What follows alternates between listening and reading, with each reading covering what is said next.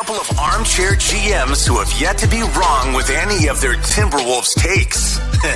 Right. It's Flagrant Howls with Phil Mackey and Kyle Theige.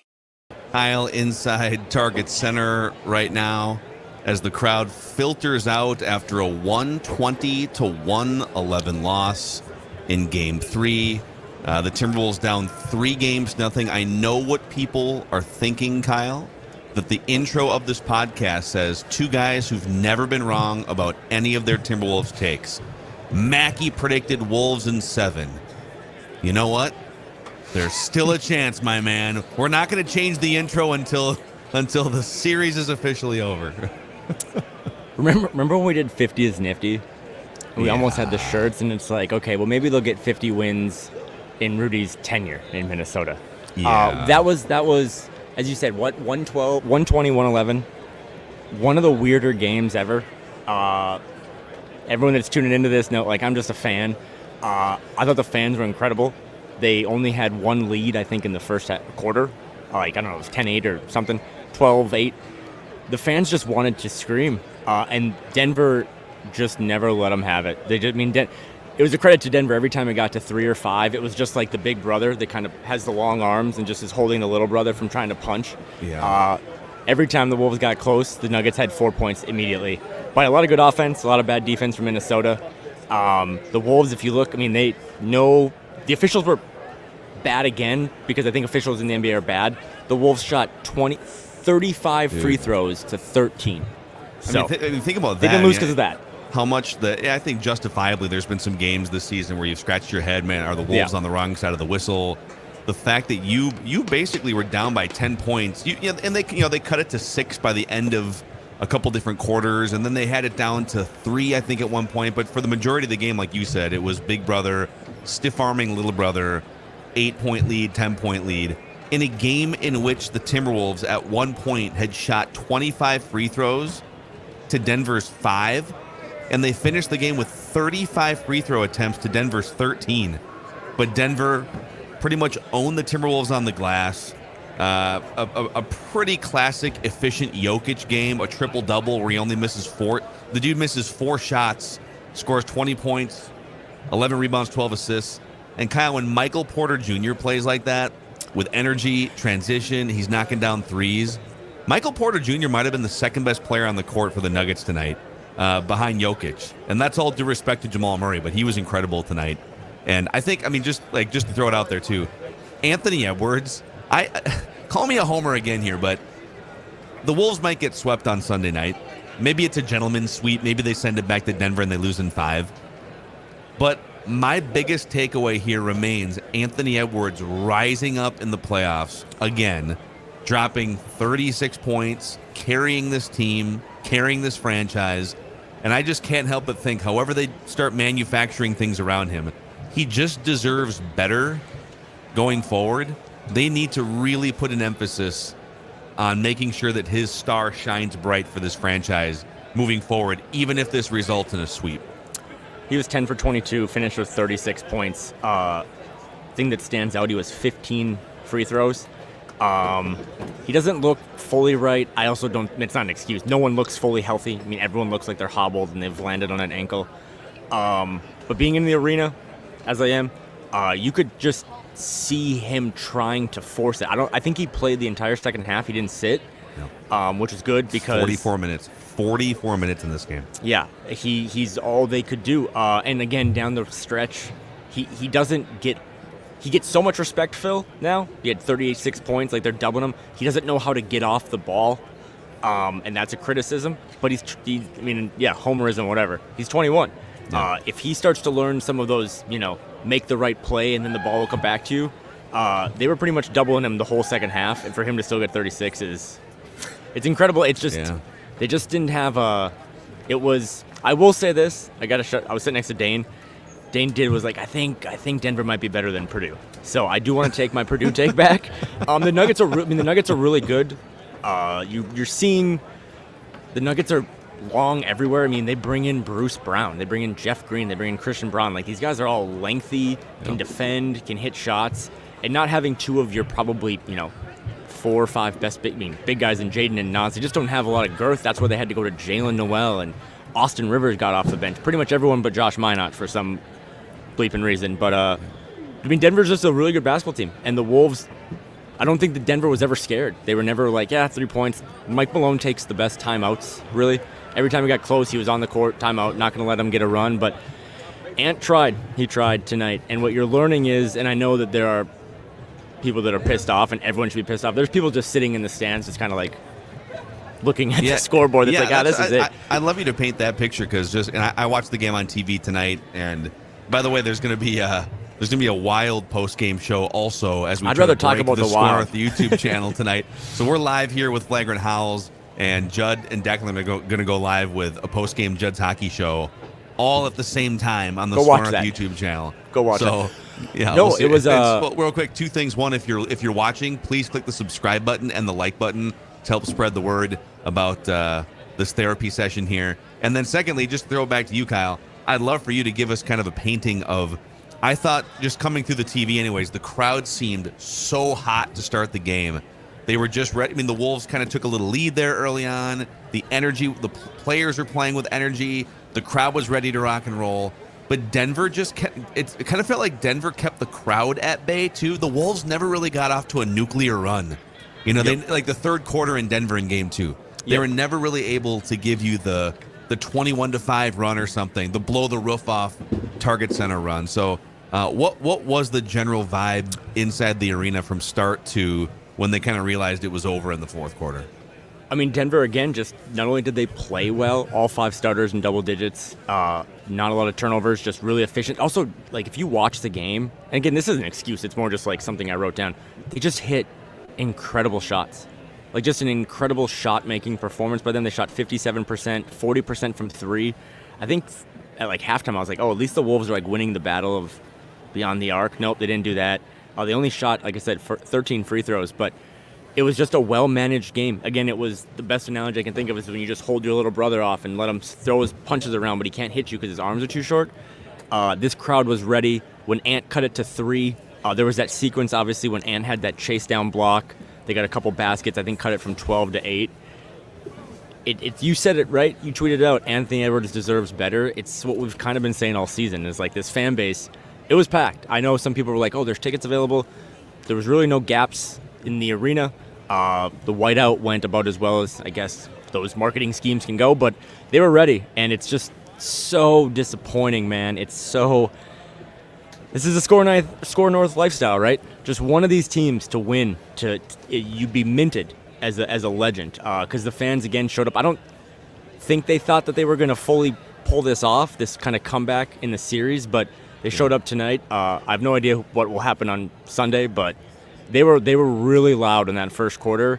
And then the Nuggets, I mean, the Wolves' biggest lead was 7, and that was it. They never really had the lead again after the first quarter. So yeah, that shit's tough.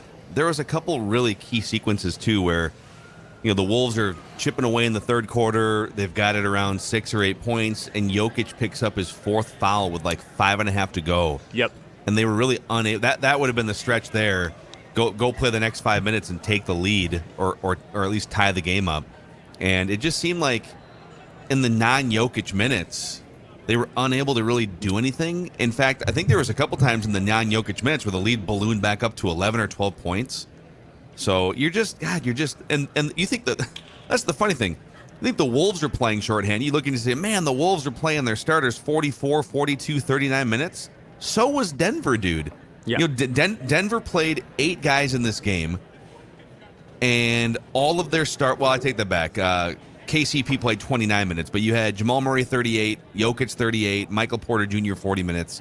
So it's 2 teams that aren't going 9 or 10 deep at this point, and the Nuggets just have, I think I would just call it a more professional, organized, stoic operation. They're not riding an emotional roller coaster. They know exactly what spots to be at on the floor. If the opposing team starts to go on a run, they just sort of regroup.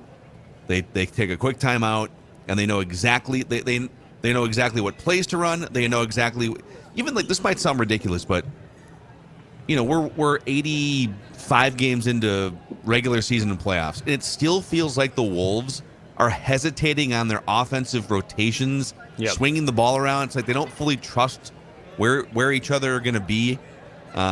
It just feels like the Wolves operate a half beat more slowly than Denver does because of just lack of chemistry, lack of cohesion, lack of confidence in each other. And I thought that was a huge difference for sure in the second half tonight. This is the Timberwolves podcast, but seeing it in person, this Denver Nuggets team, not only is the team really good, the roster is like, this is what you have to figure out now in this series. Last season, you get kind of a series that you should have won against the Grizzlies, and you're like, we can't rebound, we can't protect the rim, whatever, so we're going to go all in-ish on this 3-time defensive player of the year. If you've learned nothing else from this series, and I still believe that, like, even if you get swept, it's really good because you're learning things in real time. I mean, I don't know if you have the stats in front of you. We can maybe get into some porn later. That's a hell of a quote. But Anthony Edwards, I think, is... No context necessary. Him, Michael Jordan, and Kobe are the only 3 guys with, like, 35 point... I think I got to find it. It's on ESPN. There's a similar one. Anthony Edwards moved into second place among... Let's see here. He has the second most 30-point playoff games of anyone under the age of 22. So that was his 5th 30-point playoff game. He passed Kobe Bryant on that list. Yep. The only guy with more is LeBron James before the age of 22 with 8. Also the only Timberwolves player with 35 points, 5 rebounds, 5 assists in a playoff game. The other one was, you might have heard of him, Kevin Garnett. And they're going to probably be done on Sunday. This team has showed you no real heart to that level where they can turn it into a gentleman's sweep. But as bad as this series has been, the offense has been stagnant at times. I think Chris Finch has coached a really poor series. I mean, there's just too many times where, again, it's like chicken or egg, right? Like, if Nas and Jaden can play, I don't think Austin Rivers, like, dresses. But this is kind of the cards he's dealt. But there has been no creativity. I mean, again, it's enough, Kyle, like, cue the Josh Minot stuff. But he would have just given a spark, right? Like, maybe the fans listen to Flagrant Howls and are like, oh my God, that Josh Minot kid's fun. Like, let's put him in and get the crowd going for a second. Because that's not what the crowd sounded like when Austin checked in. And I like Austin Rivers, but that was like oh God, what are we doing? Jalen Noel tonight. It's like, all right, listen, you're going to play 10 or 12 minutes. Just need you to go out there and be an offensive spark. That's it. Yep. And don't be a total train wreck defensively. And he gives you an 0 for 6. I actually thought tonight was one of Kyle Anderson's worst games as a Timberwolf, too. We were talking about that on Media Row. I'm kind of blacked out the first couple games because they were so rough, but I think it's been a really bad series. They're making him shoot even from the mid-range, and he just, obviously that's not what Kyle wants to do, but they have so much size to put on Kyle. Michael Porter Jr., Aaron Gordon, I mean, even like, KCP's long, Bruce Brown's long, Jeff Green is a long human being. So, I mean, I just think if Jaden was in this series, Kyle would have played a lot less minutes because, like you said, they don't really have other options, but they just need Jaden's ability to put the ball on the floor and space the floor and defend. And Kyle can do some of those things, but he can't do it all. Man, I literally walked through the Jaden McDaniels Memorial is just right over there, and it's tough. Like, you can just feel the ghost of him. He wasn't even on the bench tonight. They could have used him. They wouldn't have won the series. Does it feel like there's a brick wall behind the curtain? Does it as hell look like one? That's for sure. There's brick on this side and there's brick on this side, so I would imagine that the brick connects. But how much different do you think the series? Let's say you had a healthy Jaden McDaniels and you had a healthy Naz Reid, and so your rotation at least can comfortably go 8 players deep that you trust. You can put Jaden McDaniels if you need to deploy him on a Michael Porter Jr. for a while, you can. If you want to sick him on Jamal Murray for a while, you probably can, right? Naz Reid just brings energy and versatility, and I think they're probably still down 2-1, but I think they lose game 1 almost regardless. They just came out flat, tired, whatever. Yep. I think they for sure win one of game 2 or game 3, if not both. I do think the series is a lot different with those guys. I never made like an actual prediction because it kind of just felt like this Denver team was too much for a Wolves team that had played, it's not an excuse, but meaningful games for so many weeks that it just kind of felt like they were, again, they haven't showed you a toughness other than fighting each other. But I think it's 2-1 easily with Jaden, even if it only goes 5 again. Jaden McDaniels is the guy you put on Michael Porter Jr. I actually thought tonight watching Michael Porter Jr., he had 25 points on 10 of 17 shooting. If Michael Porter Jr. plays like that and can give you a game or two in a series where he leads the team in scoring, they're going to win it, or they're going to at least make the the NBA Finals, because he's such a just a wonderful player to have, because if Jamal just needs a break and Jokic again is just dominant, and he missed 4 shots, Phil, I think 3 of them were in the first quarter. Yeah. But when you can then have Michael Porter Jr. be, I guess, your 4th option at times, but he can create his own shot. He was 4 for 8 from 3. They're pretty unbeatable, and he's not a good defender, but if he just puts his arms out, he's long and he can just disrupt passing lanes and everything. So I think Jaden would have played the biggest role on him, kind of shutting him down, and then it just gives one less option for the Nuggets to kind of cook. But yeah. Mike Conley tried, man. He ran around screens all night. Nikhil Alexander-Walker gave him about as much as he could run around screens, but Jokic just stands at the top and has wide-ass hips and just lets guys run around him, and it's damn near impossible to stop. Yeah, and I made this observation after Game 1, and I'll say it again. Nikola Jokic is everything and more that you hoped Karl-Anthony Towns would be at some point. This versatile, multifaceted unicorn big man who can shoot, he can score inside, he can pass. Like they both have skill sets. Jokic just deploys his in such a magnificent, smart, efficient, and I'll use the word stoic again, way that Karl-Anthony Towns doesn't. Tonight, credit to Cat a little bit. 27-7. He did join the party offensively in the third quarter. Would have been nice to see this version of Cat earlier in the series, and maybe they get a game. But I don't know, man. What were your thoughts on his performance tonight? I'm more pro Karl than you have been, or have been all season. And that doesn't make me right, doesn't make you wrong. And I usually don't say this because I like Karl. I don't know. Those 27 points just they weren't hollow, but I'm thinking more of the multiple pick sixes he threw on offense that led to easy transition dunks. That Anthony Edwards save, correct me if I'm wrong, was that amazing block that Ant had on the chase down was a Karl turnover. And those things are just deflating. He doesn't look comfortable out there, not physically, but just the two bigs thing. It's so just cluttered. And when Kyle's out there too, and he's kind of doing his snaking, weaving through the paint, they just don't have the spacing. So he did have 27 points. He only took 4 threes. I wish he would have taken 9 or 10. There were multiple times where the ball would swing to him, and like you said earlier, they were hesitant to shoot threes. It's you guys, you can't be the best shooting big man of all time and be hesitant to shoot threes. So I don't think it was an empty calorie game, but I just didn't think it was the 27 points that. I can't say how many turnovers he had, but it felt like a lot. He doesn't dictate anything. Right. He's just kind of going with the flow of everything else. Jokic dictates. Yeah. Jamal Murray dictates. Anthony Edwards dictates. When Karl-Anthony Towns tries to dictate, it turns into offensive fouls and just kind of a mess. And so, we're almost 20 minutes into this podcast, and I feel like I'm very much just at peace at this point with where things are at. I think the fact that Anthony Edwards, and if I'm lowering the bar too much here, then so be it. But the fact that Ant is getting another playoff series under his belt before turning 22, and he's largely playing phenomenally in it, that's my takeaway. That's the drug that I need going into the offseason, and everything else needs to revolve around that, starting right when this game is over. Trade talks, draft going forward with the every other year first round picks that you do have. Everything needs to revolve around Anthony Edwards. And I think if I could go through just a quick little checklist with you of things, and this is why I'm sort of at peace. I'm not super outraged anymore because I've already ranted about everything that there is to rant about in the last 2 weeks, and I stand by everything. So here's just some fact sheet truths about the Timberwolves right now. The two bigs thing doesn't really work. Nope.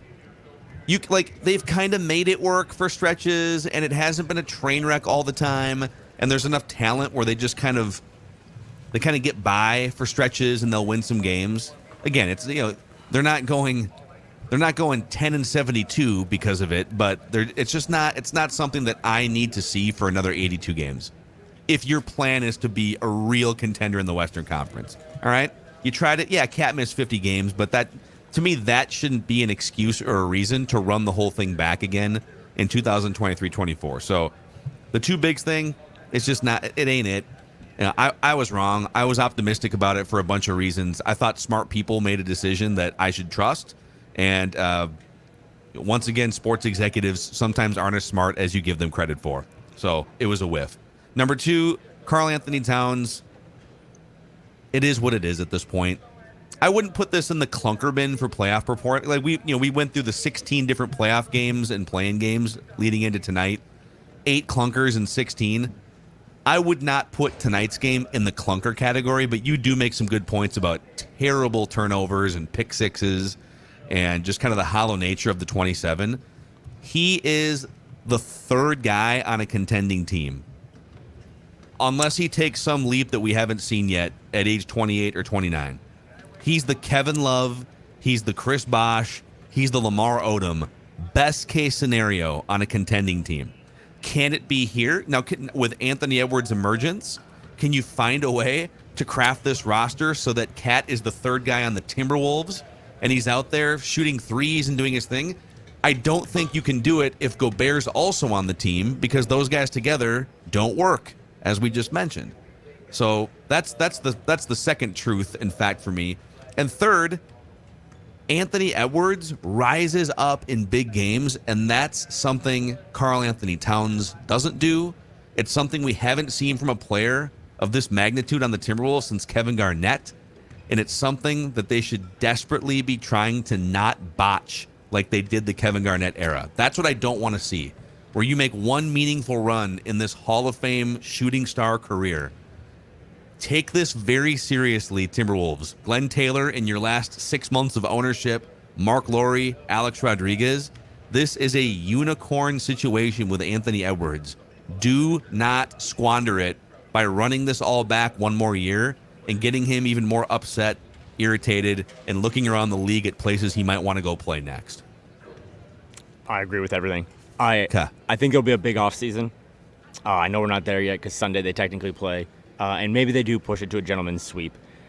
But I really do think, like, and I understand from a fan's mentality the frustration of, like, oh, I wish they wouldn't have made the playoffs. Like, no, it wouldn't have mattered because then you would have given up a lottery pick. Like, making the playoffs was good. You can't argue that. And then I think you're seeing, like, he does show up when the lights are the brightest. Like, he really does again tonight. And he's not perfect, man, by any means. He had those 3 big turnovers. He just fails to make some of the easier passes that might not be an assist, but the hockey pass. This team probably is one of the worst teams in the league at, like, just seeing the hockey pass. Shout out to Judd and Declan. I'm sure they're talking a lot of hockey passes over there on their show, but you are seeing that this team has just never had. The Kevin Garnett stat is a big one. This team has never had a guy that can impact the game, and it's bigger than just scoring. It's bigger than grabbing rebounds. It's like, as nerdy as it is, Phil, because I'm doing this live from the arena, like when he had that chase down block right down from my vision, it was incredible. There's just not a lot of guys that can do that. Not a lot of guys that are 21. I don't know if it's fire Chris Finch. I don't know if it's trade Karl. I don't know if it's trade Rudy. But I think there needs to be a real come to Jesus moment.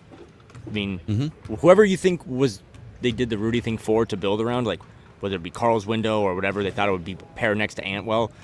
You kind of just have to, like, kind of swallow your pride a little bit. Whoever's making the decisions, right? Whoever is the president this summer.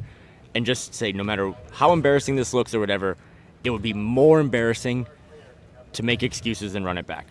This team has, we were talking about it on Media Row, like, there are a lot of teams, even though you can't think about it right now because you're so mad at the Wolves, that have worse setups. Even if they have more picks or whatever, like, this team has that kid. They got Jaden. I think you're learning now they need to re-sign a Naz Reid no matter what it costs. Like, worrying about, like, luxury tax or salary cap should not be on new ownership's radar, right? Especially when you got the team for a discount anyway. So everything, we said this last week, I'm sure we'll say this all summer, but I think I've learned that I only really care about one guy on this roster because I think obviously Jaden too, Josh Minot if he ever gets unglued from the bench, but you're just seeing him, and in person, if you can ever get to a game next season, like, when he turns it on, man, he is like, I don't know if it's a great comp, but being a Minnesota sports fan, it's like when Adrian Peterson would just hit another gear running through a hole. It's just, There's so much force to him, and you can feel the arena. Like, when Ant was chasing him down for that block, you could see, like, the crowd rise. Like, they could sense, like, holy shit, he's going to get this. And he got it.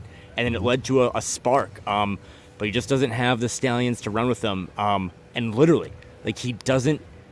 That dude needs to run. He needs to be in transition. He's dangerous. You cannot stop him. He's understood the Euro. He's hung out with Kyle enough. Like, they just don't have another guy that can physically. It's not Karl. It's not Rudy. It's not 36-year-old Mike Conley. It's not Kyle. Like, they just don't have another guy that can run with him, and he needs a running mate. Obviously, it's Jaden, but that's got to be something you look at, too, if you decide to move off one of the bigs, is, like, we need to get.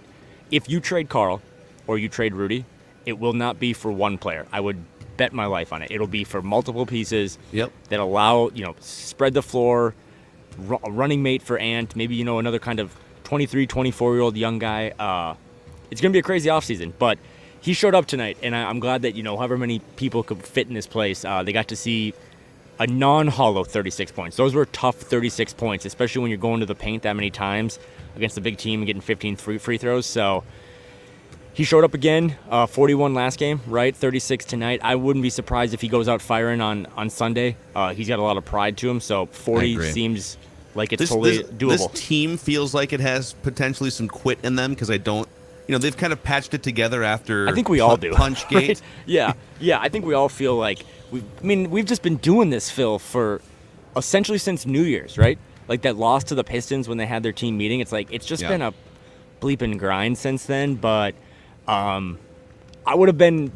It's so low bar moral victory, but I would have been pretty bummed if it was like they lost by 9 and Ant had 18 points. Because then it's like, I don't know, man. Like burn it all down. But yeah.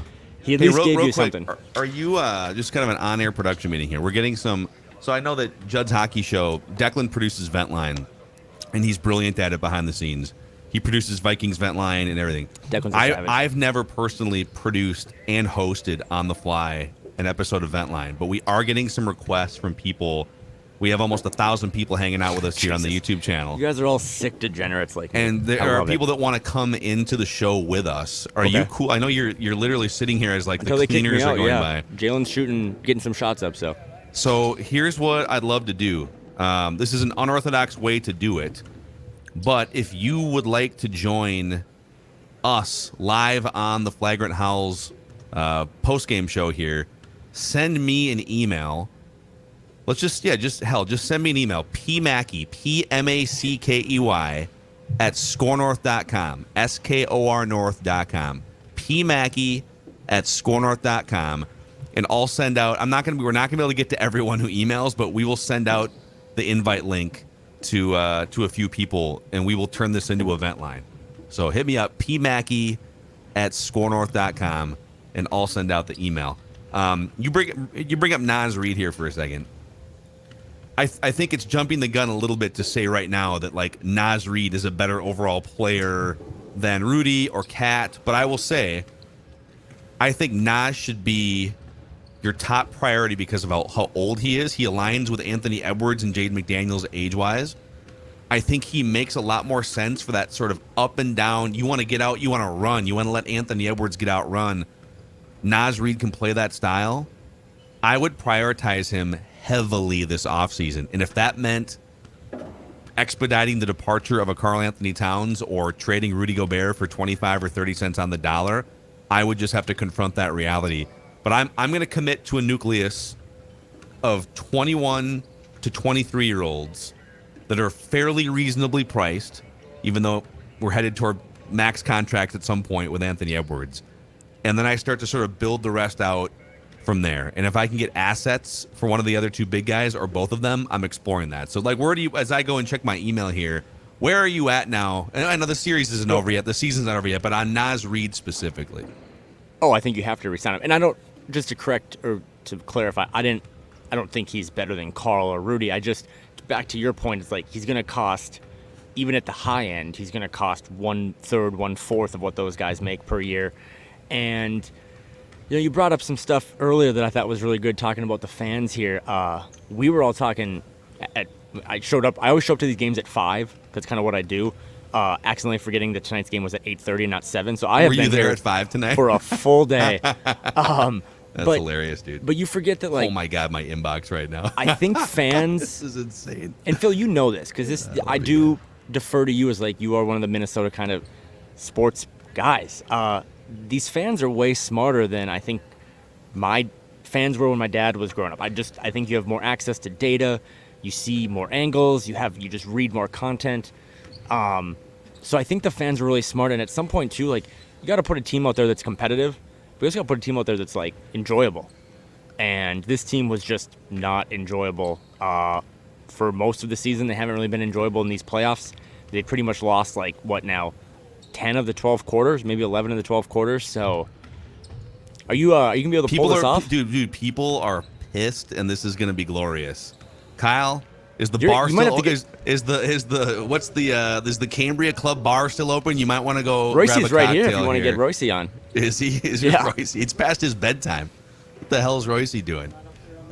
So yeah, I'm sending the invite to a bunch of fans right now, and there's some people, and you might have to almost feel like I kind of feel bad because last year when the Wolves were going through that Memphis series, I was literally on here calling Karl-Anthony Towns a clown 10 different times and just losing my mind.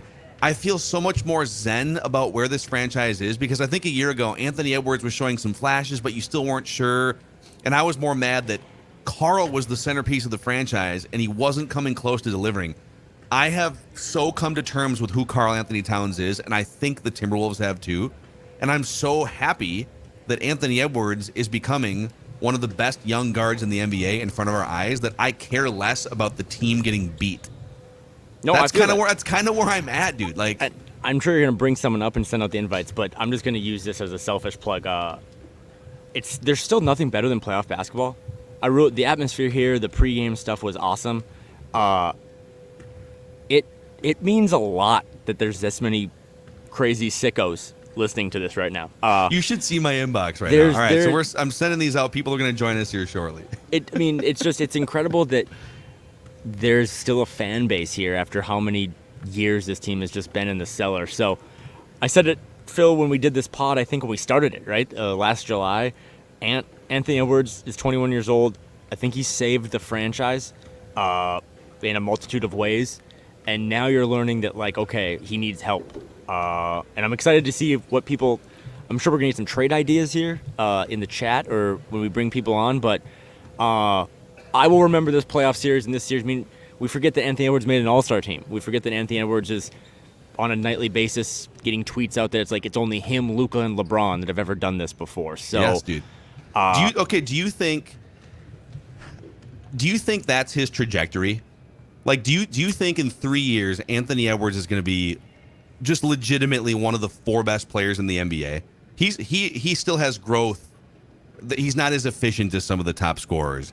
But I think he needs like a third and a fourth. Like he has 2 offensive moves basically, right? Bullhorn your way into the paint and get a layup and shoot a 3. And he needs like a little bit more of a layered offensive game. And I think he needs to be more engaged regularly on defense. But do you think he's headed toward that type of status in the NBA? 100%. Okay. Because anyone that's in this chat at midnight Central Time Zone has watched all 82 of Ant for the last 3 years. And you've seen how far he came as like kind of a pudgy rookie from Georgia. We thought when they drafted him in November. I mean, dude, that's another thing too. Is like I don't even think it's been 3 full years that he's been here because the draft was so late in 2020. So he has taken leaps and bounds, and I think you can trust. I mean, I think there were times too, Phil, where it's like, does he have the work ethic? Does he have the drive? Does he love basketball to that level that you would really give the keys to a $1.5 billion franchise? All those questions have been answered. You know that he can drive the car. You know that he can manage the house. And now, I don't want to say woe is me syndrome, but it's like, don't worry about whatever mistakes you made last July. Don't worry about there's still a lot of talent on this roster, but I think we've learned, and I stand by it, I think it's the deepest team in Timberwolves history, but now it's about, okay, the talent doesn't fit. So you have the talent, you still have all the assets, you got a bunch of cars in the garage, but now, even if you got to sell those cars for 90 cents on the dollar, you have a one-of-a-kind Lamborghini that a lot of teams that aren't in the playoffs, or as soon as all these other teams, when the Hawks get bounced out, right, when the Warriors or those other teams get bounced out, they don't have those Lamborghinis. And this team does. So as bad as it looks, as bad as the draft sheet looks, as many picks as they owe. That's what this is all about. That's what I'll take away from this last week is it's all about the kid. Bring him by in. the way, old Macadac, sorry to the first 5 people I emailed back. I accidentally sent you the Judd's Hockey Show link, and so I'm Send me one of following those. up here. Let's all right, let's start. We're going to transition this to a Flagrant Howls Vent Line session. Let's start with Michael here. All right, What's the up, buddy? only rules here are don't get us fired, keep it clean. There are kids watching. Otherwise, fire away, Michael. You're first up on Wolves Vent Line here, man. Hey guys, how you doing? We're you How's know it going, we're pretty zen considering the circumstances. So how are you doing? Hey, I was upset. I appreciate that you are then. It's making me feel a little better. Okay. For been off on me. Okay. I'm gonna try and keep it really short because I know you guys got a lot of stuff you want to get to. What is the most disappointing thing for me is how much talent I think this team has, and just how fall I think how short I think they fall. I don't think you trade for four first round picks for a guy who can't really make his own shot. You can argue about how. I mean, did you see the 14-foot fadeaway at the elbow tonight by Rudy Gobert? What do you mean he can't make his own shot? I can even watch because I get so upset watching. I watch the Wild because I'm more emotionally unattached to that. Yeah, disappointing. I'm trying to be zen like you, Phil, but they have a lot of talent and they just fall short. And that's Michael, thanks for coming on Wolves Vent Line, leading us off here.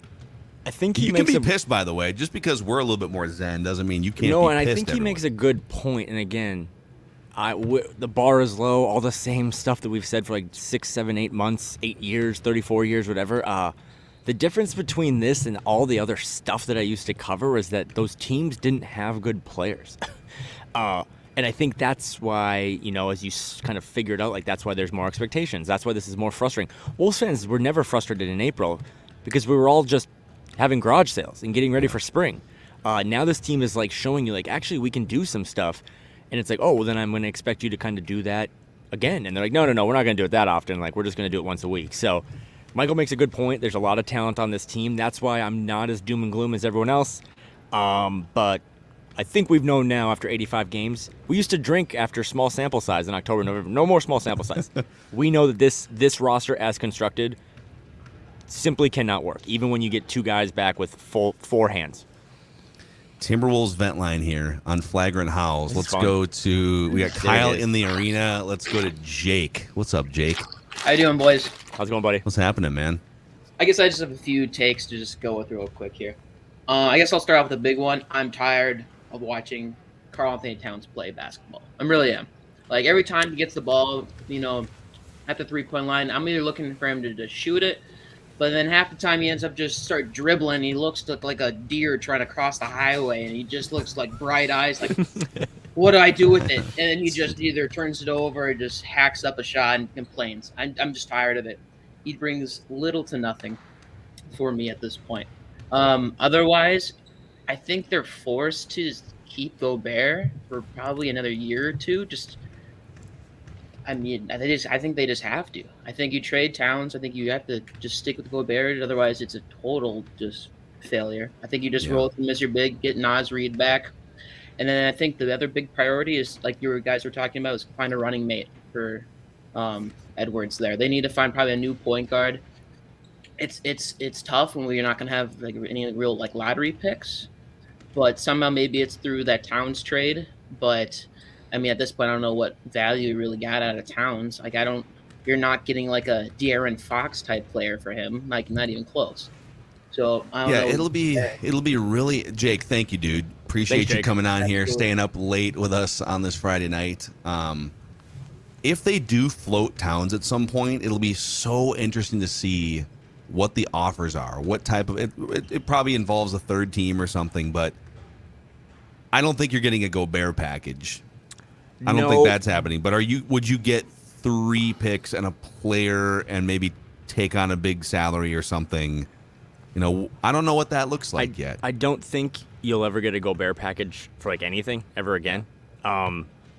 because I think that was a once-in-a-lifetime opportunity that was mixed in with new owner syndrome and all that stuff. But I also, and again, the people listening to this, I think Wolves fans are some of the smartest sports fans there are because they've just continued to come back to the well and there's nothing here. And that might make them crazy, but at least they're smart about basketball.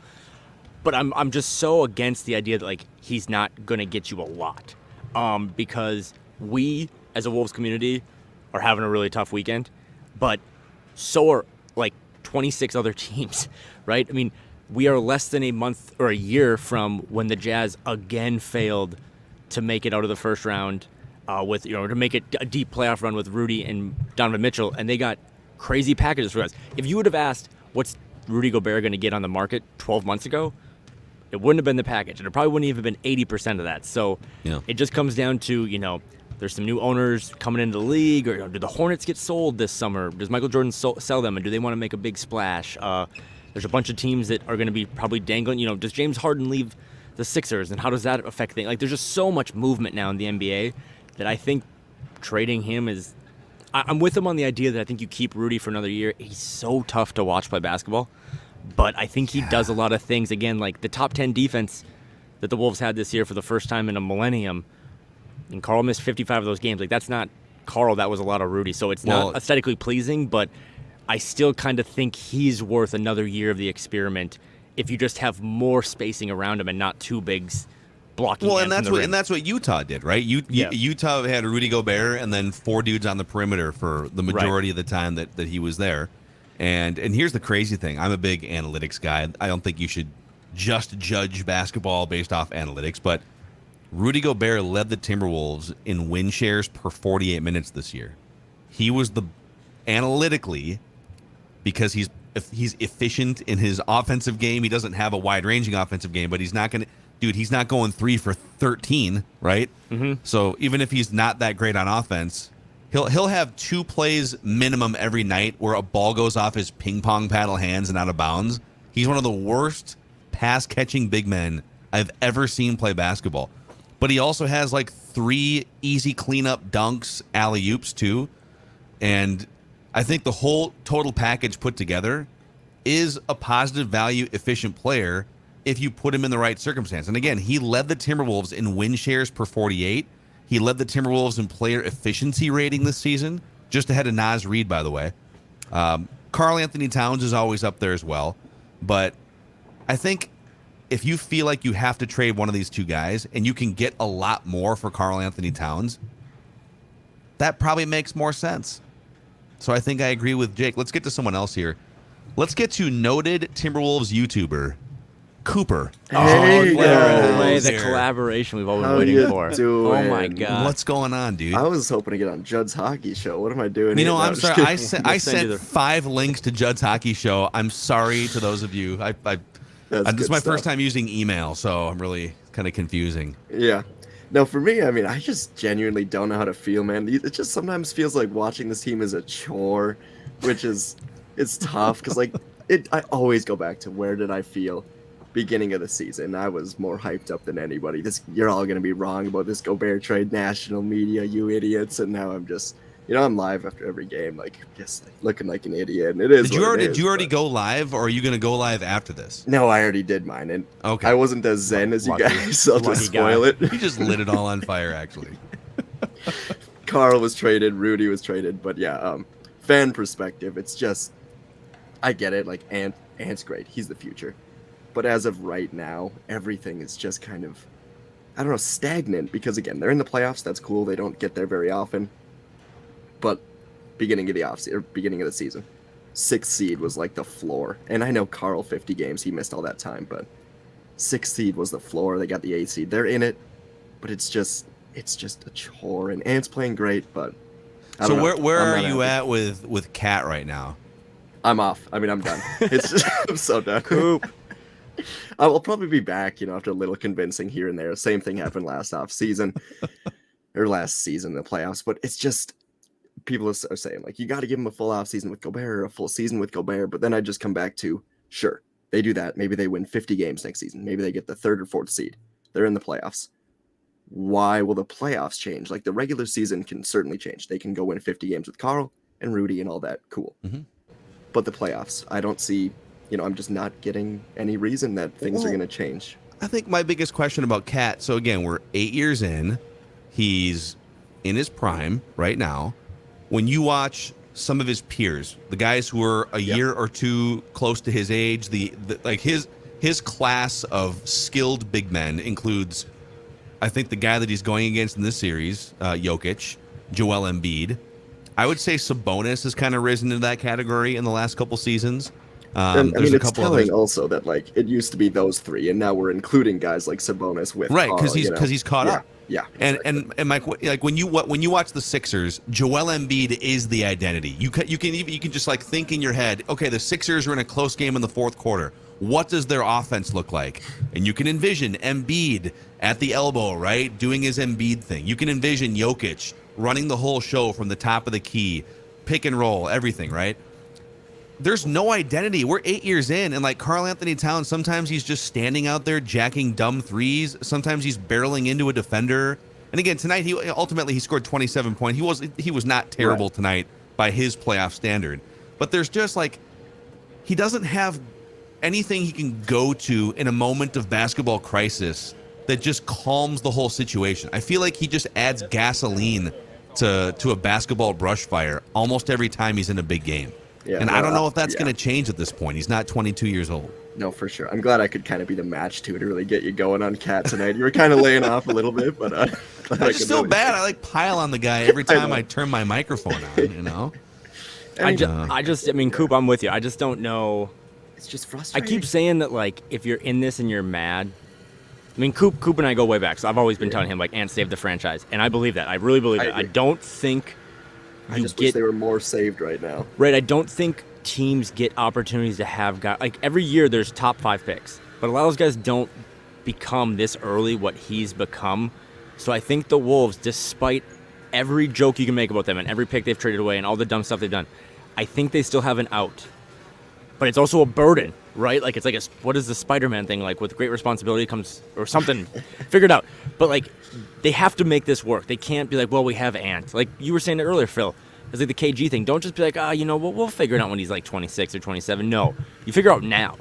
And if that means that you got to move off of guys, I mean, like, listen, man, if you can't be worried about what Karl could go do somewhere else if you've seen enough that it's not going to work here, right? Like, I don't really think about Ant. I don't really think about Andrew Wiggins anymore. Like, Andrew Wiggins became D'Lo. They made a play-in series, whatever, and then he became Mike Conley and some picks. Like, you just got to do what's best for you. If that's some role players or some, like, like a, I don't know, Gary Trent Jr. or OG Anunoby and a pick from Toronto or something. Like, stack the cupboard a little bit and then just find a bunch of guys that fit that kid, because you might never get another chance at someone who Phil and I just said I think has a chance to be in the Luka conversation when he's 23. I mean, like Phil said too, you just don't win in the NBA.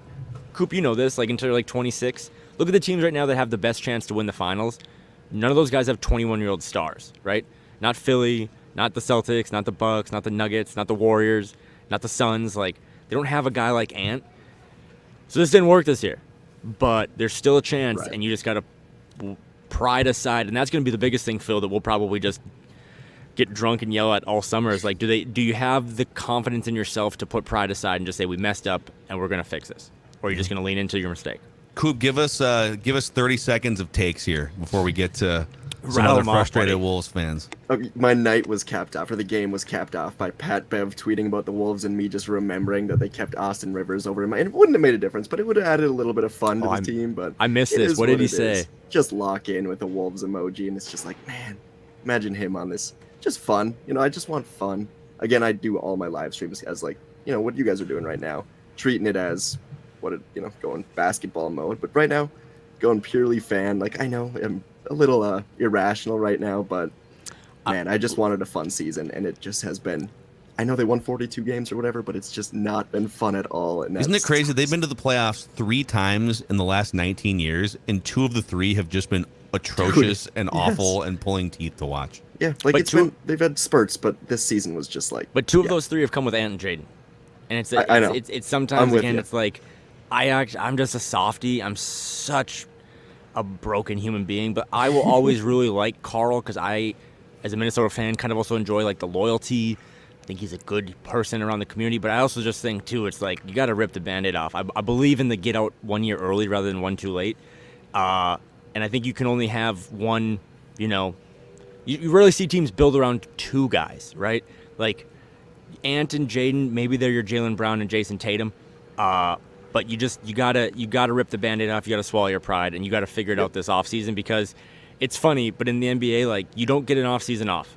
Every offseason is just compounding and more important than the last one. So, but I will say this, Phil, because doing this week, we're going live after these games, and it's tough, and it makes me sad, and I drink a lot. But Coop does it every night. So if you're listening to this, like Coop does it on like February 20th. I'm going crazy. After a Pelicans, when the Wolves lost to the Hornets Pistons loss. on New Year's, I went out to bars and blacked out, and Coop was like just trying to Blacked out on entertain the screen, masses. yeah. So He's like, sorry, shout out gotta to go Coop. back. Coop is one of the good ones. So And we'll I'm figure here it on a out, Coop. Friday night with you guys. Yep. That's what it's all about. Hey, tell the Score North audience where can they find you if they're looking for regular Wolves content, Cooper? Yeah, absolutely. So it's just Timberwolves Daily on YouTube channel. It's not so much daily, but it's after every single game at least, and we'll be going through the season. Off season's going to be a blast because who knows where we're going with this. So Yeah. Timberwolves Daily on YouTube. And Check if it Tim out. Conley runs it back, it's going to be Timberwolves Monthly for Coop, because he's not going to be able to keep doing it this way. So We'll Awesome, see, man. man. Appreciate you guys. All right, there he is, Cooper from Timberwolves Daily. Let's keep it rolling here. Let's just fly through a bunch of therapy sessions here. Vikes fan 47. let's go. Hey, What's on your mind tonight? Phil, Kyle? Your show is now my favorite show on Score North. Wow, dude, thank Okay. you. You guys kick I'll ass. bring Is that it up in Kyle's negotiations. food metaphors or what really hooks you in? Well, maybe it's because I'm a closet super fan of the Timberwolves, and they've sucked for so long that it's now just this rejuvenation period for the franchise. Yeah. But so I have a few takes. Let's hear him. We trade both the centers because we have a starting 5, and he's injured right now. Naz Reid, we play small. We get someone on the wing like a DeJounte Murray. He hit a big shot tonight. Hopefully the Hawks flame out. We get him this offseason. Or a veteran like DeMar DeRozan or Bradley Beal. We could do like a hat for Bradley Beal. Tim Okay. Conley for Another Bradley one. Beal. There we go.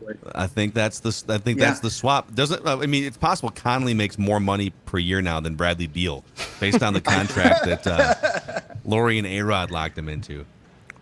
But we So need you're done. So toughness. you're out on. You're going to trade both Gobert and Karl-Anthony Towns. You're going to Yes, put sir. Luka Garza as the backup big to Naz Reid. Well, I know if it's our Kyle's here for backup. that for sure. Luka Garza looked so good in warm-ups. Again, I was here. I might have been the first person in the arena, and I just want a quick update. There is no one else out here right now, so it's just me. So takes and fly. So But, all these media yokels go back to the media room, right? They Yeah, they're all in the locker room, and they don't grind on the court like Kyle does after games. I will say I'm with you.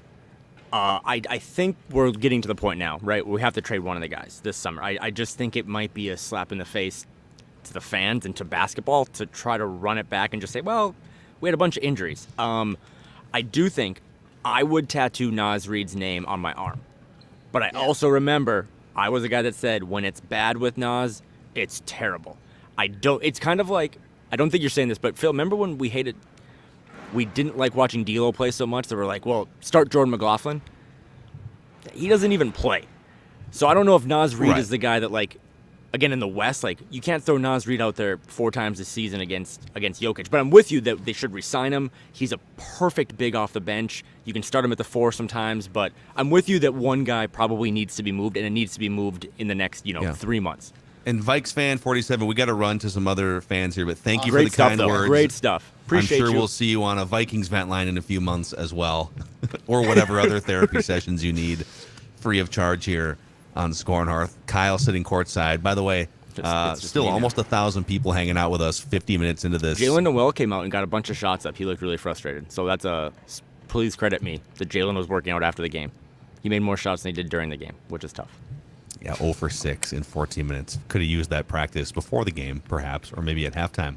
But I digress. If you're still hanging out with us here, if you could click the subscribe button and the like button, it helps spread the word about this Minnesota sports fan community that you guys are helping us build here. Let's try Nate. You're on Oh, let's do Wolves it. Vent Line, Nate. What's going on, guys? What's up, Nate? What's up, dude? Yeah, not a whole lot. I think halfway through that second half, I kind of came to terms with the fact that this series was kind of over. Yep. Like we all had the hope going into it that, the Wolves could maybe pull something off here. But, I think the one thing that I noticed was the contributions the Nuggets have and the execution that they have offensively is at such a high level compared to the Wolves. It just seems like the Wolves are kind of flying by the seat of their pants sometimes. Like they don't know what to do. And I wanted to also point out, I know Karl scored 27 points, and also I wanted to point out earlier that Kyle had a great drop of the word girth. Oh God! So, but I'm just trying not to get canceled, Nate. Yeah, don't bring it up. I know. So Karl, 3 separate turnovers, right? 2 bad passes, 1 cross court, 1 just ill-advised, and then he tried that really weird lob to Rudy, where it was like, Karl, that's not you, man. Like, what are you doing? It's just like he just gets outside of himself. It's like that's the best way. He doesn't have. I don't even know what the word is. Like when you watch Jokic play, his whole game is part of a thick tree trunk, and it's a stabilized game. And Karl, someone came on earlier and said Karl is the young deer that's like stumbling across the road for the first time, trying to avoid traffic. And it's year 8, and he still looks like that in these games. And that's the maddening thing. Well, it seems like with Karl, it's like he scored 27 points, but did he really have an effect on them winning, or did he just keep them in the game? Yeah, he was just kind of he was a complimentary piece. And that's the thing too. And like I think another great point is we had 10 bench points. They had Christian Braun come on, they had Bruce Brown come on. I mean, they all contributed. And is it Porter? My goodness, and that we just can't defend that handoff at the top of the key. We can't, and. What do you do though? They execute so well, and Jokic is just so good at finding the right pass, and their give and goes are just so quick, and the one-touch passing, and we just can't compete with the Nuggets. They're just too good, and they execute at just way too high of a level. Great stuff. Nature replaced me. Nate said it better than I could. That box score for the Nuggets starting 5 was beautiful. I believe in the hierarchy of sports, and they know their hierarchy. They know who eats first. They know who eats second. They know who eats third. I mean, they had such a balanced. Of all the things we were wrong on, Phil, we might have just been a little too wrong on maybe how good the Nuggets were because they stumbled into the playoffs. But I still think they're a fake 1 seed. I'm going to stand by that take. I think if they get that production from Michael Porter, I mean, their 5th best player tonight was Aaron Gordon. And it's like, wow, like if you replace Karl in lineups with Aaron Gordon, just kind of more of like a springy 4, they can block shots, hit a 3, rebound. That's a really good team. So credit to them again as we're an hour in. Like the Nuggets played really good basketball, but I think he brings up a good point. Even without the injuries, the Wolves just got nothing from their bench. I mean, Kyle Anderson had 2 points tonight, and he played 30 minutes. That's just that's not going to do it. Great stuff from Wolves fan Nate there. Let's go to Will. What's up, Will? You're on Wolves. Hey, what's Vent going Line on, here, guys? Will. Hey, dude. Hey, man, I just want to say, man, I've seen everybody piling on Jaden McDaniels for breaking his hand, but I just want to say, when you're out there playing defense, that is all effort. And when people are just not giving you the energy and tenacity that you want, you're going to get frustrated. And that was a big sign to me that we need to keep this guy, because along next to Ant, I mean, that's energy all day packaged up. And really, I feel like we should trade Karl for Draymond Green and someone else over there. You know what I'm saying? Just get somebody who can teach. I love the reckless trade ideas tonight. I love this, dude. We've got some great reckless trade ideas. And I want to say this about Jay McDaniels. Dumb question. Is it illegal to play with a cast on your hand? Because if I have the option of running Jalen Noel out there to play no defense and go 0 for 6, or, all due respect to Austin Rivers, seems like a great guy, fun to have in your locker room. But if I could get 20 minutes of Jay McDaniels in a cast and just say, dude, you're not a threat to shoot, but if you could just go out there and kind of shadow Jamal Murray for a little while, is it illegal? Are you not allowed to play with a cast on your hand? We need to email the NBA league office here. Kyle, you're in the arena. Go find a league official and ask questions about this. I got caught up. Jaden McDaniels in a cast would be excellent in this series because at least there's energy that Ant can feed off of. I mean, Ant's out there playing his ass off on defense and offense. And when you have Carl throwing the ball away, Rudy getting mad for no reason, and it's just not a good energy there for Ant. And Ant needs someone like Draymond, a Patrick Beverly, who can just come in there and be like, hey, Ant, we're going to do this, me and you, no matter what. And Jaden is that guy. And Jaden is someone who can grow alongside Anthony Edwards. But you need somebody who's able to just defend, pass the ball, and teach Ant how to play off the ball. Because that's all he's missing right now. He has everything except the off ball, nowhere to go. You know what I mean? So, yeah, that's all I want to say, man. Get Draymond here. I like that. Will, Trade Carl for awesome, Draymond. man. So we'll get Draymond, but keep Rudy so that if worse comes to worse, you can at least either stomp on your opponents or punch them, whatever. You got 2 bodyguards for Anthony Edwards. We're great. Will, thank you for coming in, man. Some great insight. Actually, let's go to, we have another Will here. Will number 2. Will number 2. You're Hey, how's it going? Vent Oh, Line here. way zoomed in. Holy cow. How's There it we going? go. What's going on, man? No, Will has a mic and everything. This is Yeah, great. yeah. Will is Do in a this. professional podcast studio right now.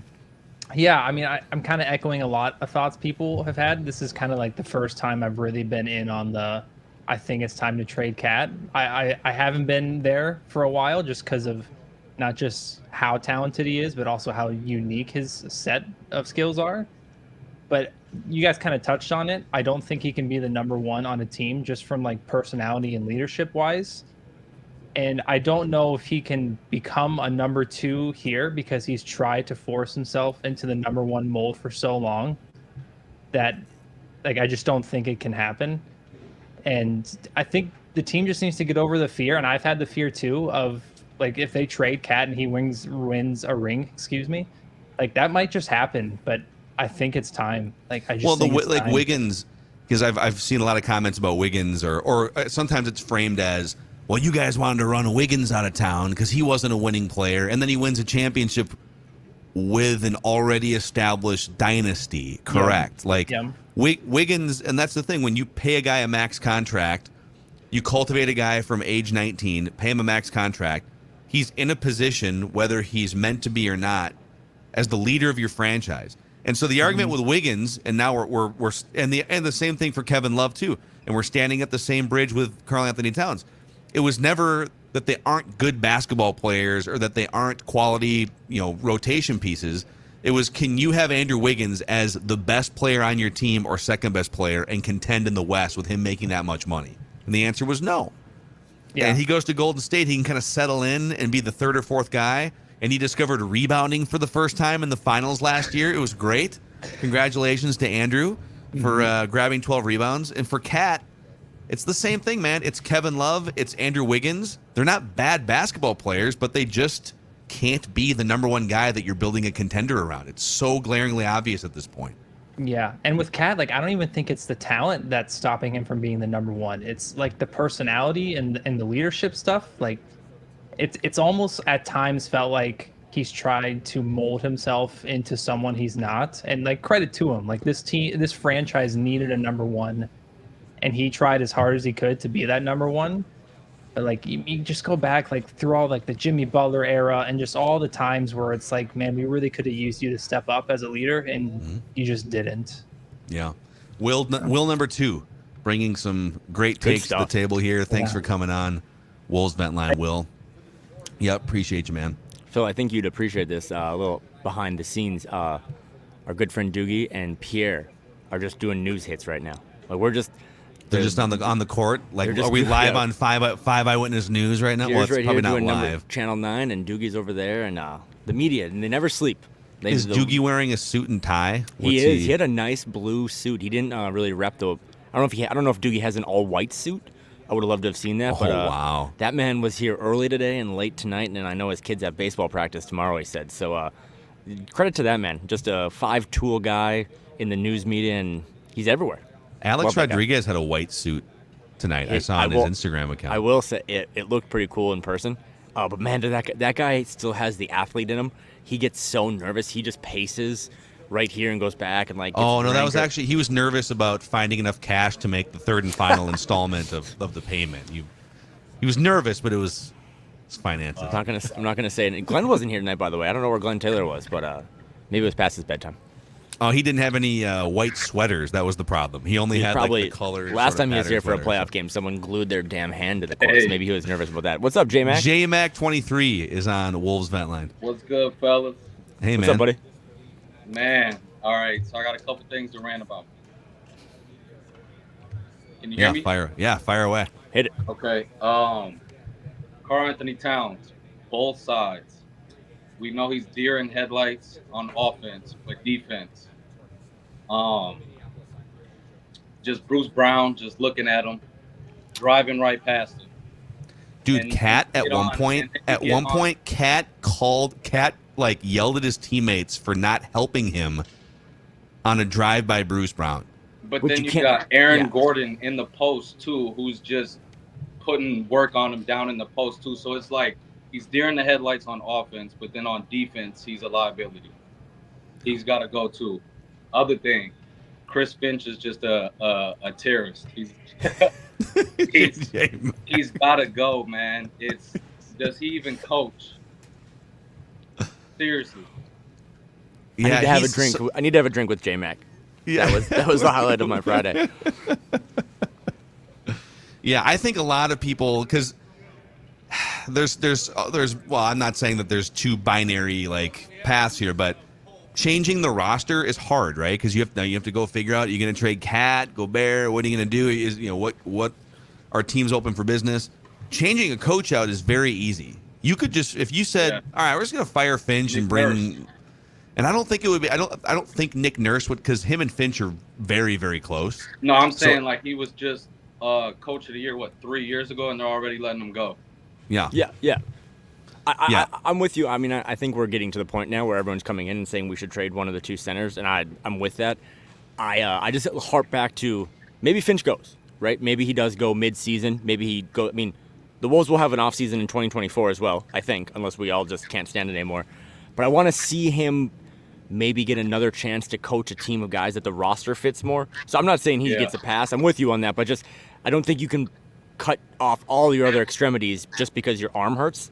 I'd like to see maybe him have, a team that can space around Ant more, because Ant. Exactly. I heard it again today, Jim. Like that Ant looks at that man almost like a father figure. Like he loves that guy, and now you shouldn't let your players at 21 determine who your coaches are. Phil, you said that the other night, but I was gonna say Phil said that. I think I would want to. I know I'm in the minority here, but I think I'd want to give Finch another chance if that means you're going to make a big trade, right? If you're going to keep those two guys, then you got to get a new coach, because someone else has to try figuring out this offense. But I'm like Phil, it's just like he's supposed to be an offensive coach, and they're probably the worst offense in the NBA playoffs right now. It's tough. It's tough. It's not clicking. It's their IQ on the court with him. It just doesn't work. He's not really coaching out there. They have what was it? The most flagrant fouls, the most technicals. They're just basketball IQ with him is just it's thing after thing after thing. It's losing to terrible teams. It's you know what I mean? It all adds up. And what does that come down to? It comes to coaching, especially when you have young, talented players. Man. Yeah, man. It's disappointing from what they were supposed to be to where they're at now, from the beginning of the season to where they're at now. Yeah. Well, J-Mac just coming in here, lighting some matches. I told you I had to rant. Phil. Everyone has better takes. Did I send you the Wild link on accident earlier, or was No. that somebody? Okay. I don't think so. I want to know, are there because I sent the Judd's Hockey Show link to a bunch of Flagrant House listeners, and I'm wondering if a couple snuck through and just ranted about Karl-Anthony Towns on Judd's Hockey Show, but they're probably on opposite sides. They won 5-1, and we got killed. Yep. Hey, thanks for coming on, J-Mac. We appreciate it, man. Thanks, buddy. All right. We got a couple more here. Let's go to Joe. Joe, you're on. What's up, Hey, what's up, Vent Line, guys? man. Hey, man. I could just repeat what everyone's saying. I mean, it seems like we're all there. I'd rather trade Towns, I think, than Rudy at this point, because you've seen what you need to see from him. And like you said, it's clearly Ant's team now. It's just what he could do in 3 or 4 years is what's keeping me going at this point. I just finished. He's 6 years away from his peak. That's the crazy thing here. Can you continue to build this thing in a way that makes sense for the next 5 or 6 years and crescendo with him and Jaden McDaniels? That's probably the ray of hope here. off of what's going to be another just quick playoff exit is that Anthony Edwards isn't going to peak for 3, 4, 5, 6 years, and we're going to get to watch all of this play out. Yeah. And I appreciate you guys going long tonight, but I think we all realize the series is pretty much over at this point. This is kind of a memoriam. I'm with you. But, If they get pounced on Sunday, I'm just Phil. Don't even send me the link. This will be a rerun. We'll just rerun this episode. Actually, is what we'll do. We'll just let so J-Mac and bad. Joe come in.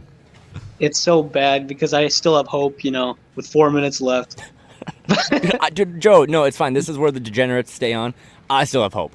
If they can just, Phil, if they can just win on Sunday, man, put a little pressure on Denver, go back to Denver, see what happens. So you're not alone, Joe. That's the point of this podcast. You're not alone.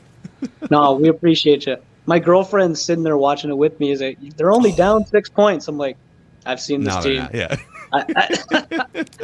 If I can give out some free love advice, you better, as I did, you got to propose soon because girlfriends aren't going to stick around much if you keep watching the Timberwolves. You got to contractually lock them up to an extension so they can't demand a trade or just sign with another team. So that's all I got for you tonight, Joe, is get married. It's funny. On day one, I said, you'll never hurt me as much as my sports teams do.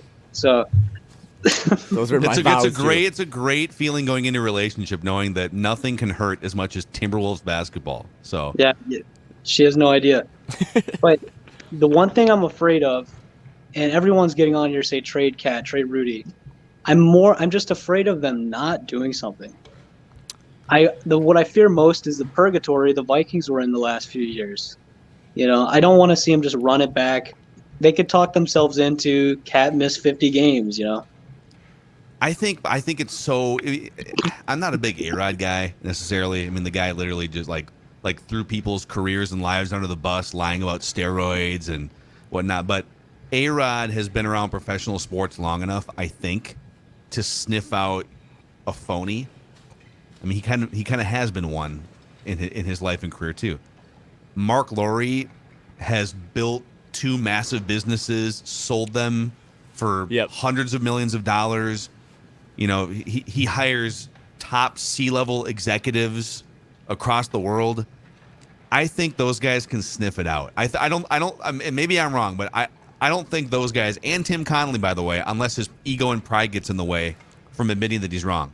But I don't think those guys get into a room and say to themselves, you know what the problem was this year? The Cat missed 50 games. Yep. That was the thing that held us back this season. It was definitely a thing and a hurdle to get over. But if you just scratch a little bit further beneath the surface, you open up this treasure trove of other problems. And I think those guys are smart enough to sniff it out. Yeah, I think this is just the perfect time to kind of blow it up. If it's going to happen, I'd rather it be now. So, yeah. Joe, thanks for Good coming stuff, on, Joe. man. Good luck in your relationship. And if you ever need more advice, Kyle's here for you. Yeah, just DM me about love. All right, let's see here. I know you're still hanging out courtside as they turn the lights off. I also want to tell people that they always do pizza after the game, and you're missing it. Completely missed the pizza. So I'm sorry. Don't tell me I'm not dedicated because they do pizza and Bud Light, and I missed them both. So now I'm just sitting here with my Dasani. I feel bad now. Well, Jake's joining us here. What's up, Jake? On Wolves Vent Line. How's it going, guys? I just want to say I'm not mad. I'm so disappointed. like your parents say, I have been honestly, of the people I know, the staunchest defender of this Wolves team. I was stoked when we traded for Rudy. I thought it was a big move. I had so much hope it was going to work. It hasn't. It's just so sad to watch.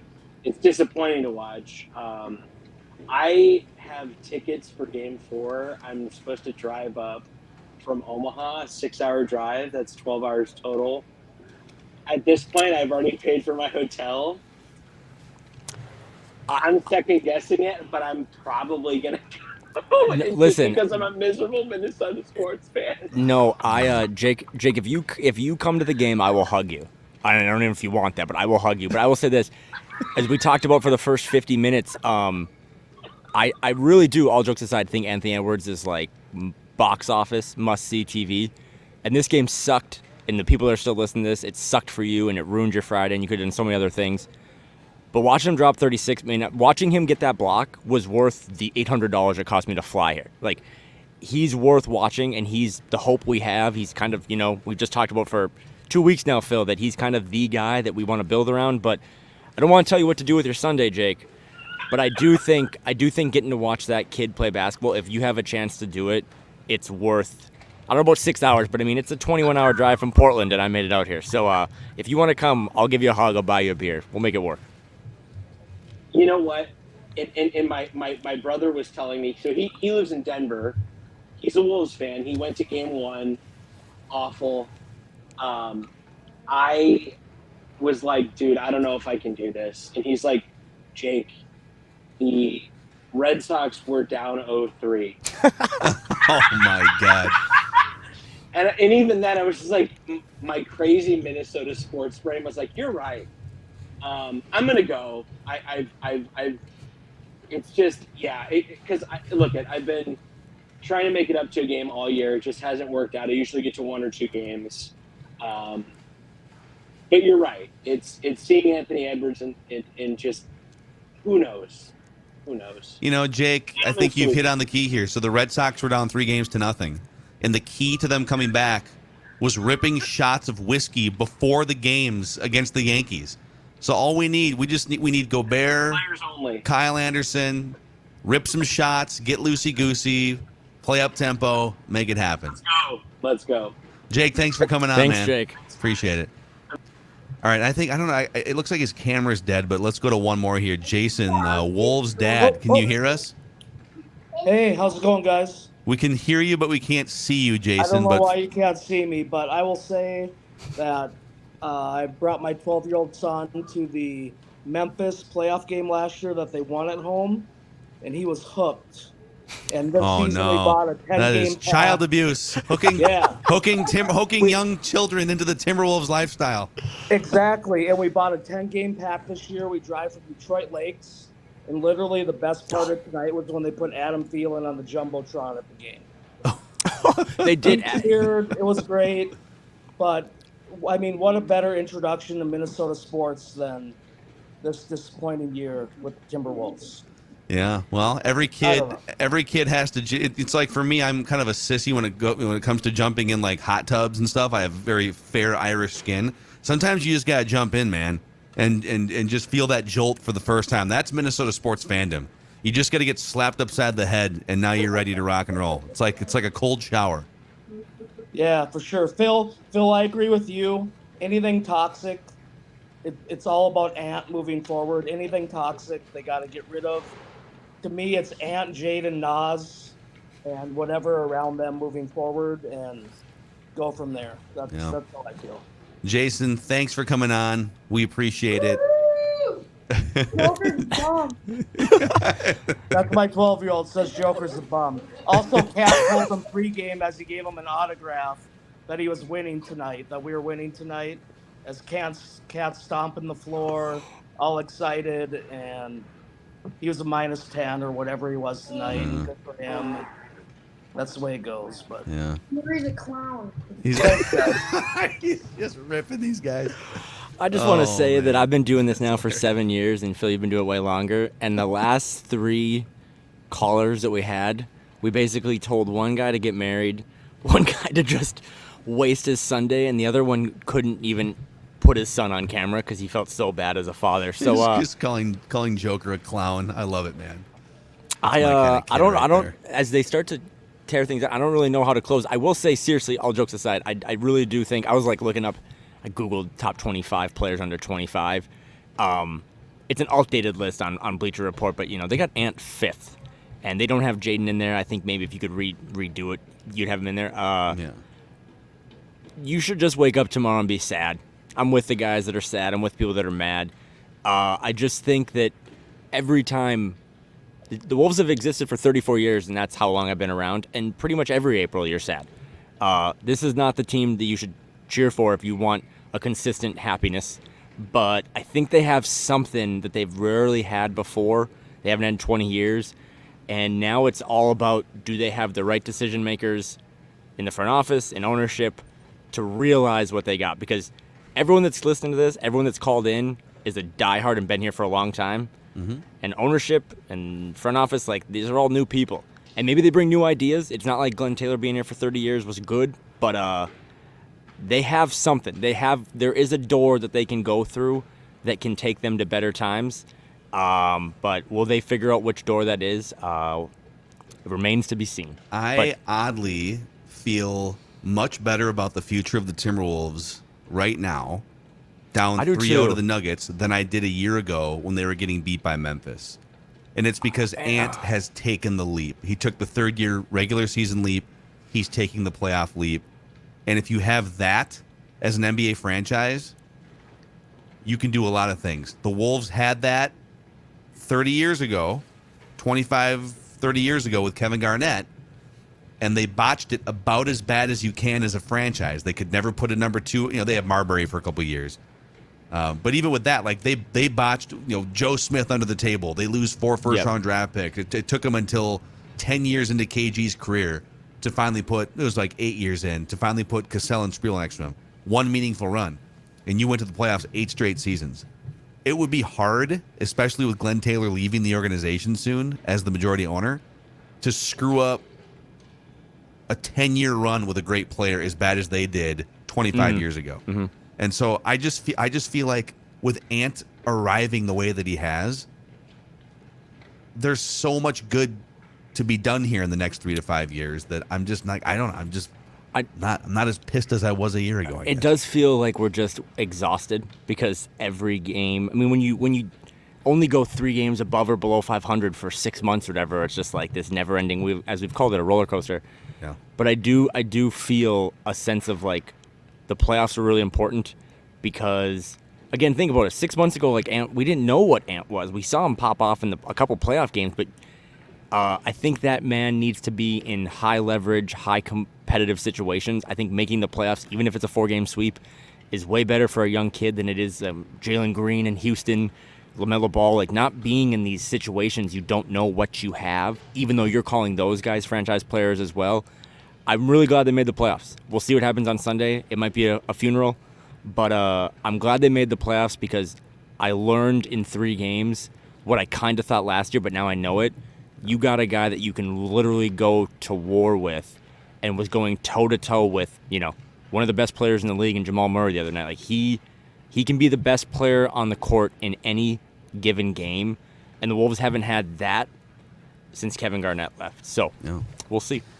Thank you to everyone. If you haven't already clicked the subscribe button and the like button on the Score North YouTube channel, please do that. It'll help us as we grow this platform and continue these therapy sessions for you. There is still another game. We basically just put the Wolves to bed here after Game 3 because, let's face it, I might stay here till Sunday. You should, actually. I got some Twins tickets tomorrow that I got to go to, but other than that, I might just come back and we'll just go live. Thank you so much, everyone, for hanging out with us tonight. Kyle, thank you for sacrificing the free pizza in the media room to be with us courtside at Target Center. I got to go get some. Your work does not go anyone overlooked. who's still listening, please, at Kyle Theige on Twitter, send me, like, late night food spots because I'm hungry and it's midnight and I need to go get food. So if there's something downtown, send it my way. There he is. All right. For Kyle, I'm Phil. This is your favorite Timberwolves lifestyle podcast, Flagrant Howls, signing off.